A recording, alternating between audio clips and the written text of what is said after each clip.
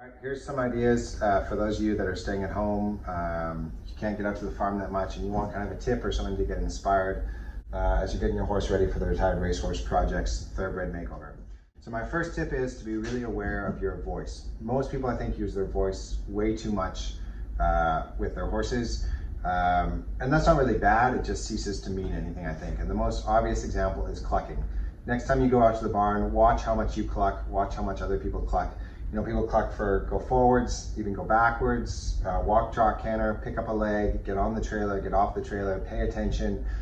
We just cluck mindlessly without it really meaning a specific thing at a specific time and, you know, being thoughtful about it. So what I want you to do is I want to challenge you to see if next time with your horse you can spend a few days not clucking at all, which will give you sort of the discipline and the thoughtfulness to then go home and write down what your cues are going to be. You know, and if possible, share those with other people that handle your horse.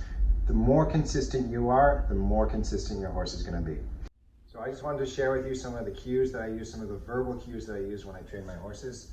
The first thing is the kiss for walk.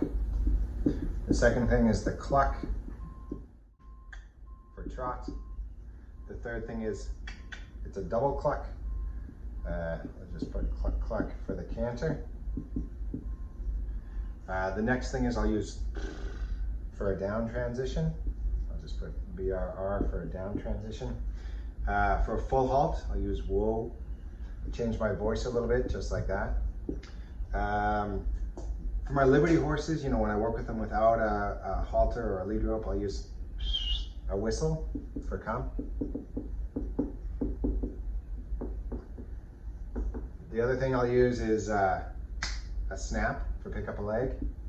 You know, that's not a big thing, but you know, if you've got a horse that's a tendency to lean a little bit against you or not pick it up, if you run your hand all the way down and then give that little snap right before you squeeze their chestnut or give them a little squeeze there behind their joint on the lower leg, it's just going to be one more thing that makes them a little more consistent and a little more thoughtful about how they pick up their leg. So you don't need to use exactly these things. Maybe write down your own. You're welcome to use these if you like. Be consistent with how you work with your horse. The better trainer you are, the better horse you're going to have.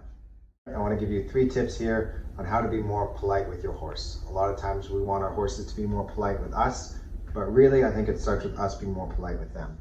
So the first one is when we catch our horse. Instead of barging into their space, let's give them the time to have us ease into their space, and the time where not only do we say hello to them, but we give them the chance to say hello to us.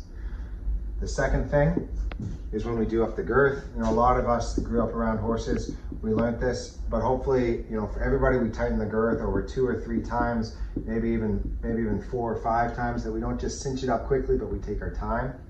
And the third thing, maybe something you haven't thought about, is when you pick up their feet. What I want you to do is I want you to wait till they take their weight off of that foot before you pick it up. Don't have them leaning on it and just yank it up. Let them take their weight off of it, and then you can hold it up for them and place it back down gently. So just a few things to think about. Have fun with your horses, and I'll see you at the end of all this